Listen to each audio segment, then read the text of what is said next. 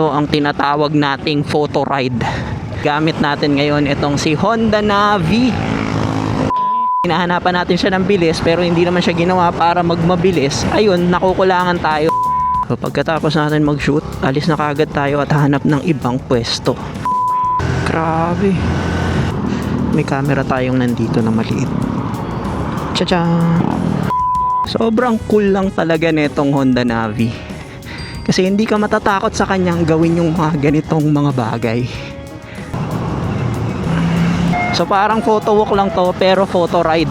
Kasi hindi tayo naglalakad eh. Nagra-ride tayo papunta dun sa isang lugar.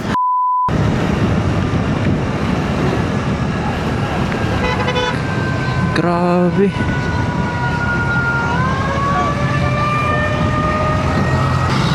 Daming bumbero. Another activity to para sa photography, di ba? Bali dalawa yung camera na dala natin ngayon. Meron tayong isa pang camera na nasa likod nitong motor. Yung nakalagay doon is mahabang lente, zoom lens.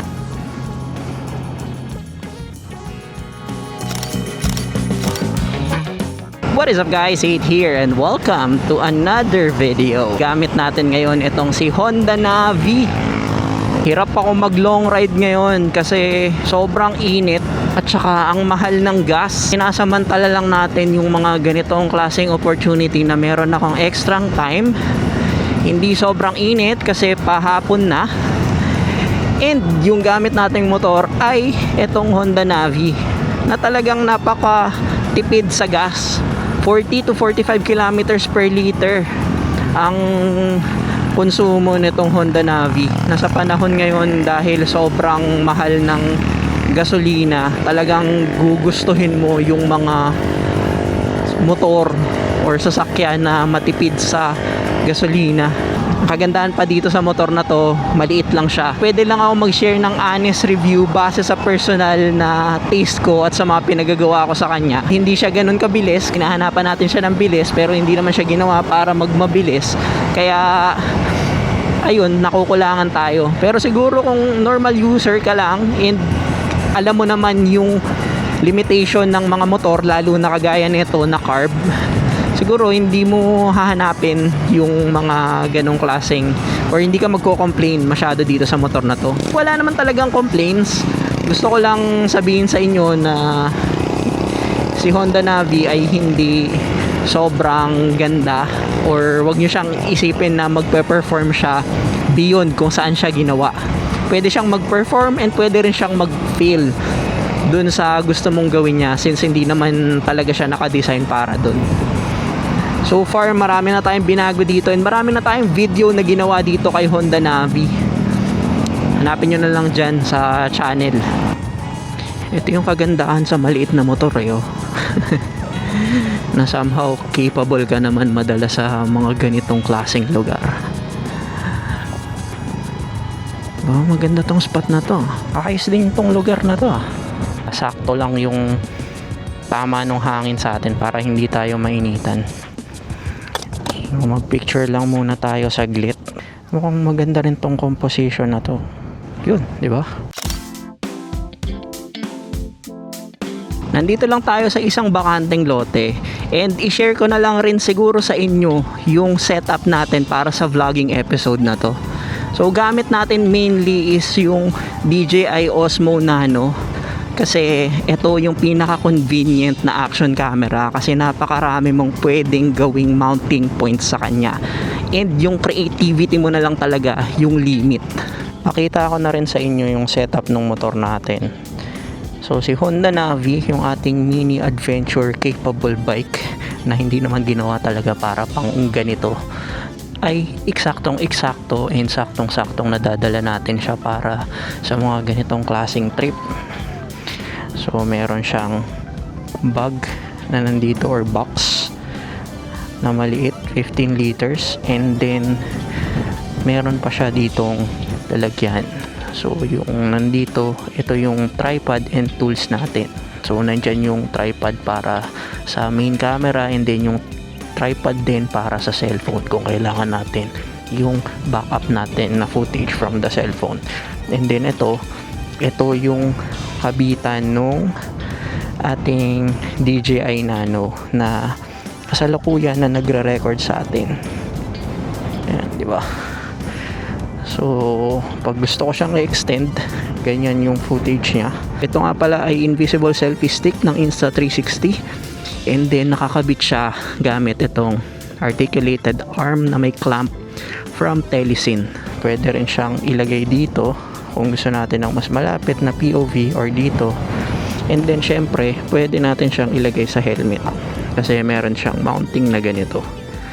So ito yung vlogging setup natin para dito sa content natin ngayon. So kamusta na ba si Honda Navi? Okay naman. So far so good.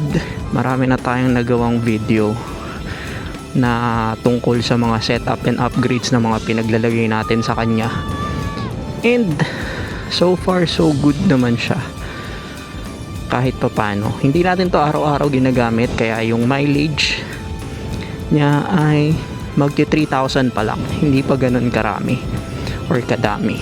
May ginagamit rin tayong mic and nandito siya sa loob ng ating helmet. So DJI Mic Mini na nakakabit sa DJI Osmo Nano. So ang convenient ng ganitong klaseng setup kasi maliit lang yung mic, maliit lang rin yung camera. Din pala akong dalang tripod para sa ating Osmo Nano. Maliit lang siya pero pwede mo siyang ma-extend. Maganda to kasi pwede siyang parang selfie stick. Yan, di ba? Nadagdagan ng konti yung layo niya sa'yo. So mas maganda na yung framing ngayon. Something ganyan. Pwede ka nang mag-elephant turn. Sobrang cool lang talaga nitong Honda Navi. Kasi hindi ka matatakot sa kanyang gawin yung mga ganitong mga bagay.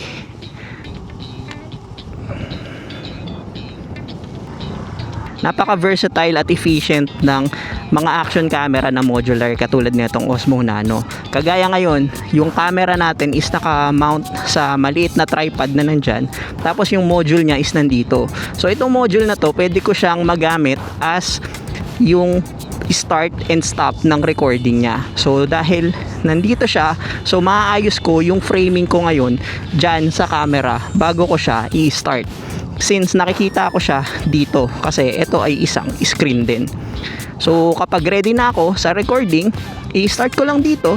Tapos pagkatapos ko ng recording, i-stop ko lang rin siya dito. So wala masyadong nasasayang na oras and memory sa action camera natin or dun sa video na nire-record ng action camera natin. Isa yon sa mga nagustuhan ko sa ganitong klaseng design. By the way, hindi lang si DJI Osmo Nano yung may ganitong klaseng design na modular. Mas nauna pa nga sa kanya si Insta360. Pero ang kagandahan dito kay DJI, meron siyang mic. So yung mic na DJI din, kapag binuksan mo yun, tapos binuksan mo yung action camera, automatic magko-connect na siya. Wala ka ng ibang mga gagawin pa sa kanya. Automatic na siya na magko-connect. Yun yung kagandahan niya at yun yung lamang niya sa ibang mga brand. So ang cool, di ba? Nice. Stop muna tayo dito, guys.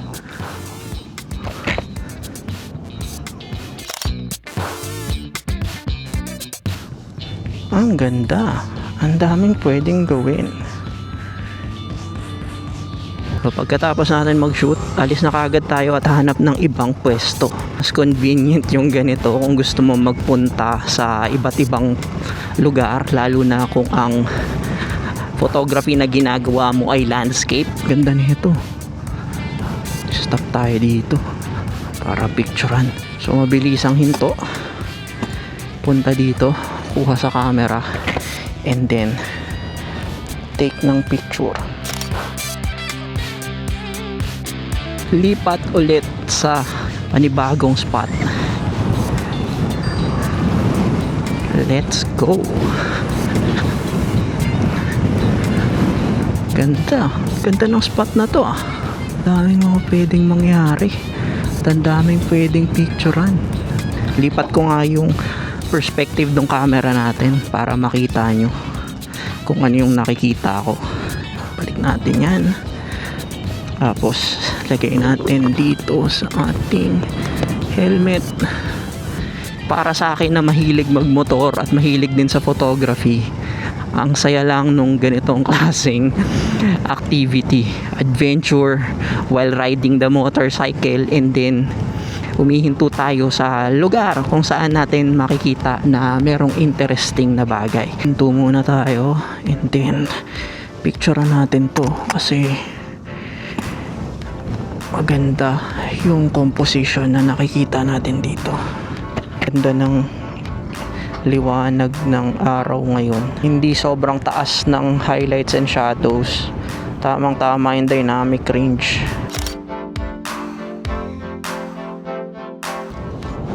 There.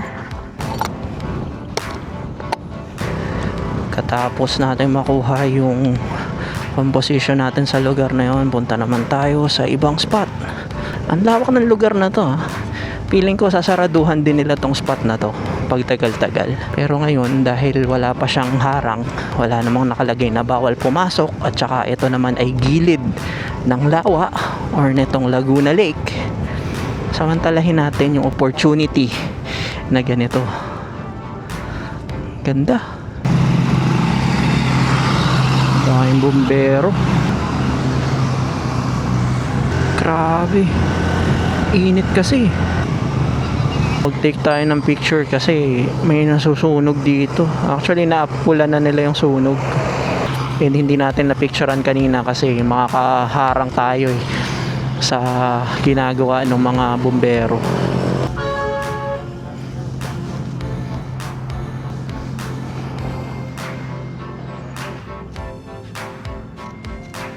Okay na ako siguro.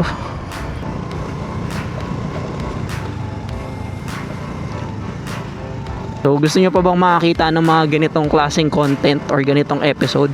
Comment nyo na lang sa baba. So dito na natin tatapusin. Thank you guys for watching. Once again, my name is Hate. See you in the next video. Mabuhay.